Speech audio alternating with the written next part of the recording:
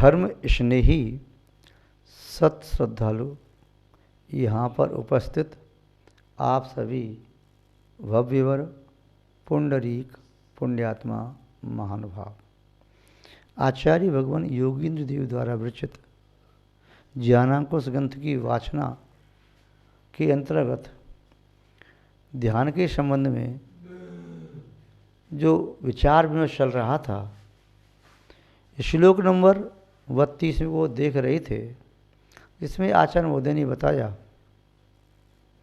जो देह को ही आत्मा समझ के बैठ गया है, ऐसे व्यक्ति का ध्यान निष्फल है, काय क्लेश निष्फल है, अन्य प्रकार का तप सब निष्फल है। ऐसा व्यक्ति जिसने अभी आत्मा और अनात्मा का भेद ही नहीं किया, वह ध्यान कैसे कर सकता है? ध्यान करने के लिए आवश्यक है पहले ये तो जान ले कि मेरी आत्मा में परमात्मा बनने की शक्ति है, मेरी आत्मा क्या है, शरीर क्या है। जब तक शरीर और आत्मा का भेद विज्ञान नहीं समझा, इस देहात जीवम पृथकम कृत्वा, जब पहले उसे देह से जीव को पृथक करके वह पुनः विचंतित तद विचक्षणा, तब ही विचक्षण बुद्धि वाला, विशेष बुद्धि वाला वह चिंतन करना चाहिए उसे। यदि वह देह से अपनी आत्मा को पृथक नहीं जान पा रहा है, तब उसका चिंतन व्यर्थ है। कैसा है? भूसे को कूटने के समान। जो धान का छिलका है, चावल अलग निकाल लिए, ऐसे धान के छिलकों को कूटने से कहीं किसी को धान की प्राप्ति, चावल की प्राप्ति होती है क्या? नहीं होती।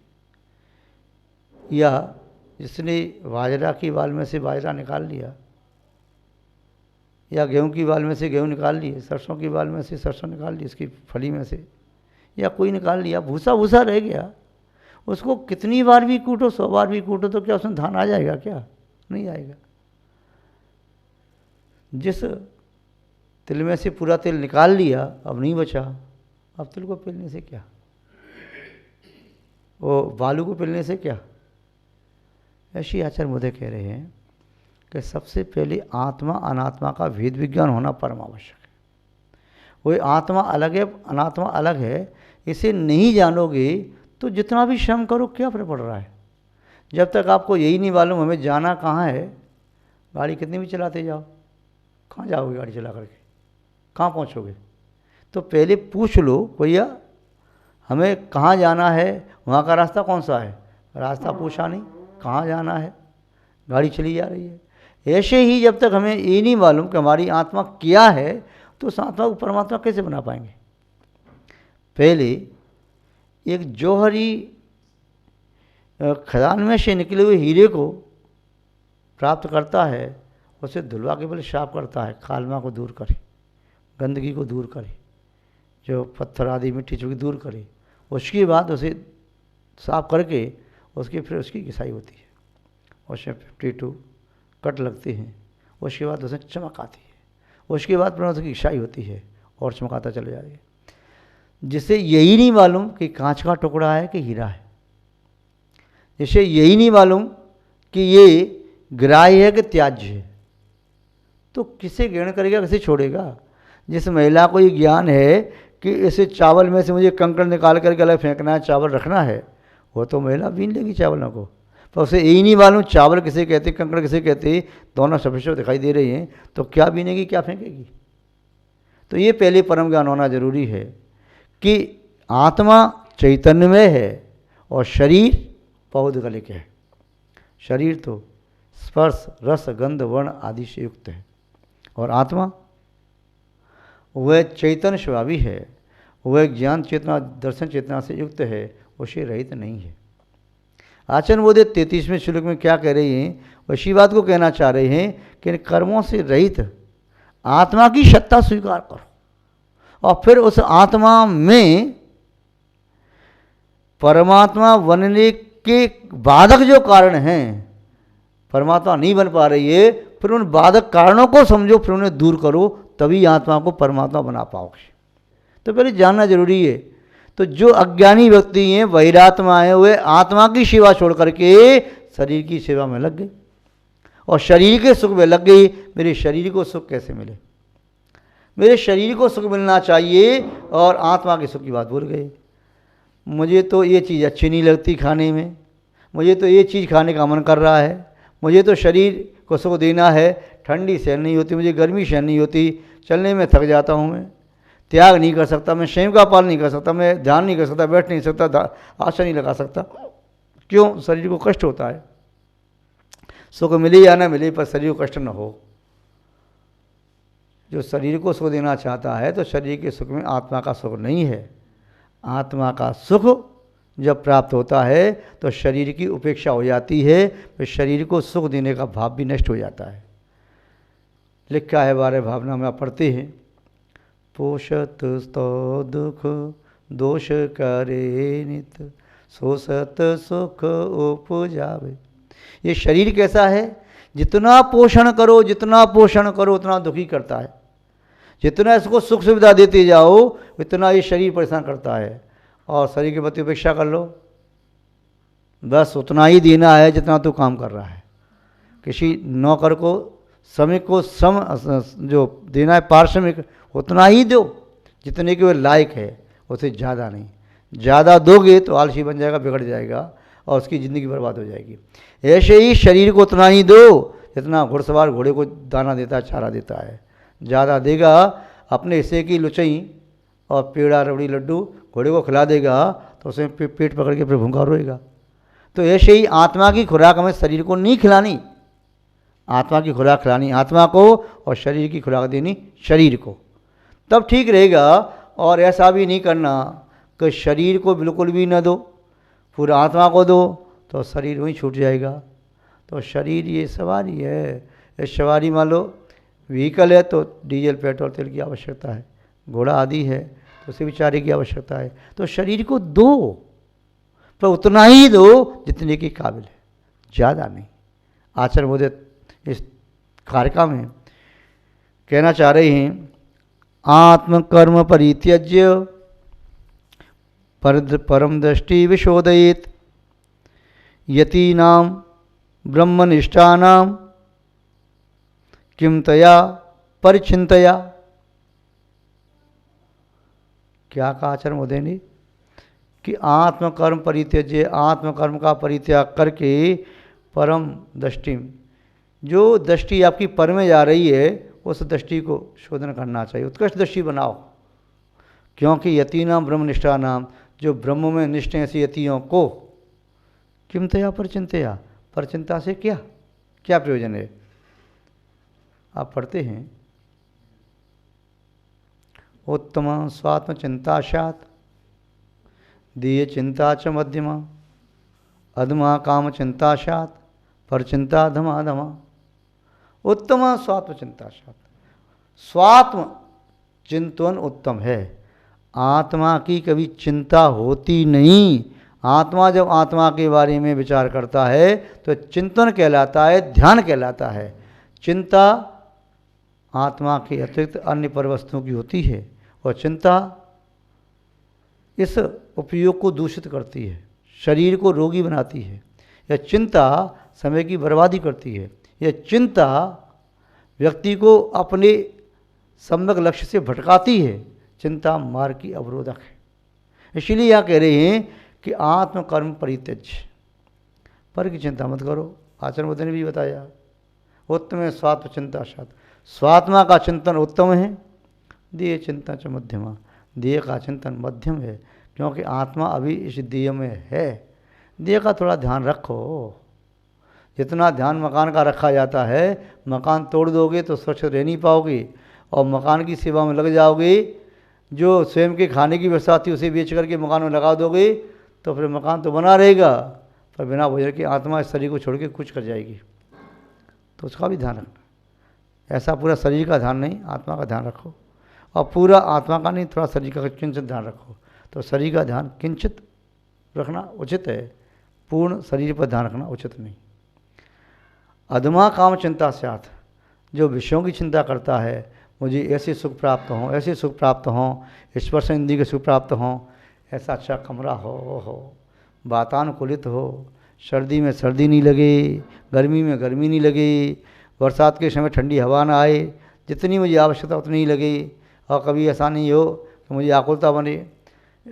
रसना इंद्रिय के रस, ऐसा भोजन बनाओ, अब थोड़ा चटपटा भी हो, अब थोड़ा मीठा भी हो, अब खट्टे की इच्छा हो रही है, कसायला हो, थोड़ा खाली सा हो, थोड़ा चरपरा हो, थोड़ा कड़वा सा हो, ऐसा हो, इसके पोषण लगे रहो। गंध ही चाहिए मुझे, दुर्गंध नहीं चाहिए, सुगंध चाहिए। चक्षु इंद्रिय के विषय चाहिए मुझे, अब मुझे ऐसा रंग अच्छा लगता है, ये नहीं मुझे ये देखना है, मुझे ये देखना है, ऐसे चित्र देखना है, ऐसे शाचित्र देखना है, चलचित्र देखना है। या कर्ण इंद्रिय के विषय मुझे तो ये सुनने के लिए क्या धुनी है मस्त, आहा क्या राग रंजित, जो गजल गीत गाना भजन गाया उससे मेरा मन तो उस राग में सन गया। ऐसा लगता है संसार में तो स्वर भरा हुआ है, संसार को छोड़ के मुझे कहीं नहीं जाना। जो पंच इंद्रिय के विषयों में संलग्न है, उसके भोगने में आतुर है, उसी में लीन होता है, रक्त हो गया है, ऐसा रक्त पुरुष अधम है। जैसे आत्मा को विस्मृत करके अनात्मा की सेवा करने की ठानी है। आगे आचार्य बुद्ध कह रहे हैं, पर चिंता धमाधमा, अपनी आत्मा के अलावा अन्य जो पर द्रव्य है उपचार से भी तुम्हारा नहीं है। ये शरीर कम से कम उपचार से तो तुम्हारा है। असद्भूत नहीं की अपेक्षा से सद्भूत नहीं है, असद्भूत अनुपचरित नहीं की अपेक्षा से अपना है, और असद्भूत उपचार की अपेक्षा से बाह्य वस्तु भी अपनी मान सकते हैं, जिनसे आपका प्रयोजन है, आपका मकान है, आपका वस्त्र आभूषण वाहन आदि, आपका भोजन सामग्री आदि, वो भी असद्भूत उपचरित नहीं की अपेक्षा से आप कह देते हैं। किंतु असद्भूत उपचरित नहीं की अपेक्षा से भी वो तुम्हारा नहीं है, किसी और का है, उसे तुम अपना क्यों कह रहे हो, जो तुम्हारा कभी न था, न है, न हो सकेगा। अब इसे अपने बनाने की कोशिश मत करो, क्योंकि यदि तुमने अपना बनाने की कोशिश की तो चोर कहलाओगे, पकड़े जाओगे, दंड भुगतना पड़ेगा। आचार्य बुद्ध यहाँ कह रहे हैं कि आत्मकर्म परित्यज्य, आत्मकर्मों का त्याग करो। पहले अनात्म कर्मों का त्याग करना जरूरी है। किसका? अनात्म कर्मों का। अनात्म कर्म कौन से हैं? आत्म कर्म कौन से हैं? अनात्म कर्म हैं द्रव्य कर्म और नो कर्म। ये नो कर्म शरीर है, अनात्म कर्म है। द्रव्य कर्म ज्ञानावर्ण, दर्शनावर्ण, मोहनी, अंतराय, वेदनी, आयु, नाम, गोत्र आदि, ये अनात्म कर्म हैं। इन कर्मों को छोड़ो।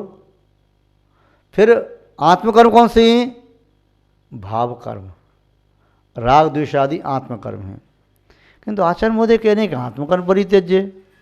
आचार्य महोदय ने ये क्यों नहीं कहा कि अनात्म कर्म परित्यज्य, अनात्मा के कर्म का परित्याग करो? ये क्यों नहीं कहा? आचार्य महोदय ये नहीं कहना चाहते कि तुम्हारे चेतना के खेत में बबूल की तरह से जो पाप उत्पन्न हो गया है उसकी एक एक पत्ती, एक एक कांटा तोड़ के फेंको। वे नहीं कह रहे। ये क्या कहना चाह रहे हैं?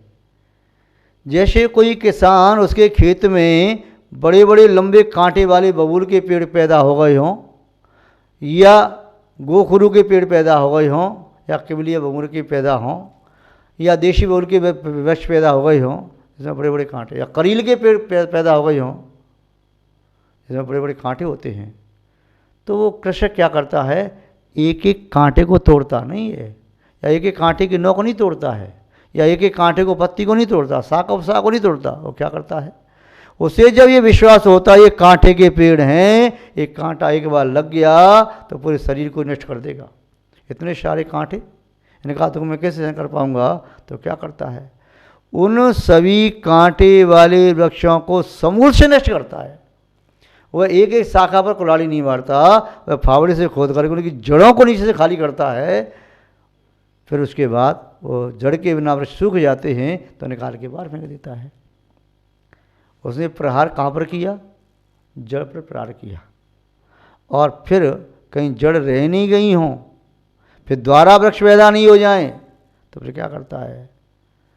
मट्ठा लेकर के उसमें नमक डाल करके जड़ों में डाल दो, जड़ें गल जाएंगी। फिर भी यदि कोई बात रह जाती है तो पुनः उस स्थान पर कहीं दिखाई दे रहा है तो अग्नि का प्रयोग करता है, वे जड़ें बिल्कुल सूख जाएं, वह मिट्टी भी जड़ को पैदा ना कर सके। फिर मिट्टी का शोधन करके खाद आदि डाल करके अच्छे अच्छे बीज बोता है।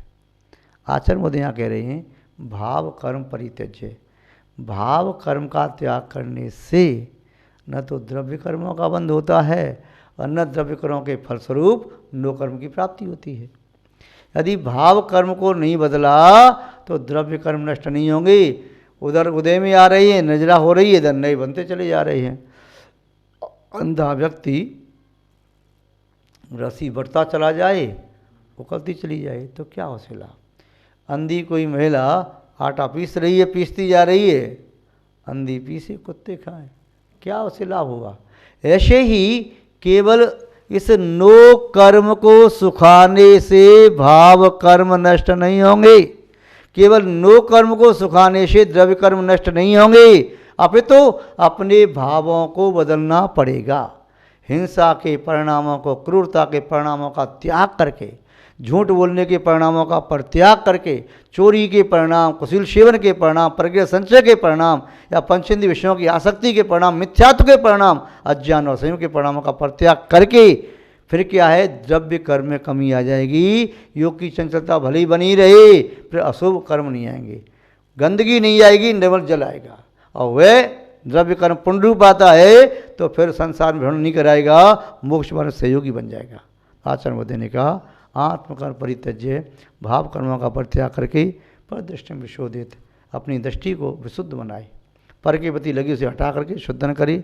यतीनाम ब्रह्मनिष्ठा नाम, जो ब्रह्म निष्ठ हैं, आत्मा में निष्ठावान हैं, ऐसे यतियों को किमतया परिचिंतया, पर की चिंता से क्या प्रयोजन, उसे तो आत्म ही प्रयोजनभूत है। इस प्रकार आचार्य महोदय का कहने का भाव है।